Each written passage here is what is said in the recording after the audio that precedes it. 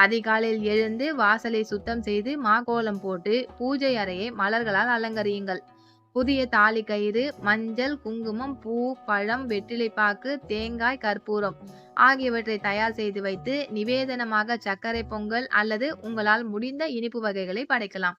அதற்கு பிறகு ஒரு கலசத்தில் சுத்தமாக நீர் நிரப்பி அதில் சிறிதளவு மஞ்சள் சேர்த்து விளக்கேற்றி வைத்துவிட்டு கங்கை, யமுனை, சரஸ்வதி, காவிரி, வைகை போன்ற புனித நதிகளை மனதில் நினைத்து அவற்றின் தெய்வீக அருளை நம் இல்லத்தில் ஆவாகனம் செய்து வழிபட வேண்டும். பூஜை முடிந்ததும் கலச தீர்த்தத்தை வீட்டில் உள்ள அனைவரின் தலையிலும் தெளித்து வீடு முழுவதும் தெளிக்க வேண்டும். மீதமுள்ள தீர்த்தத்தை செடிகள் அல்லது மரங்களுக்கு ஊற்றுவது நல்லது. அதற்கு பிறகு புதிய தாலி கயிறை மாற்றிக்கொள்ளலாம். வீட்டில் மூத்த சுமங்கலி பெண்கள் இருந்தால் அவர்களிடம் ஆசீர்வாதம் பெற்று அவர்களுடைய கையால் தாலி கயிறை எடுத்துக்கொள்ளுங்கள். கணவர் அருகில் இருந்தால் அவருடைய கையாலும் தாலி கயிறை மாற்றிக்கொள்ளுங்கள்.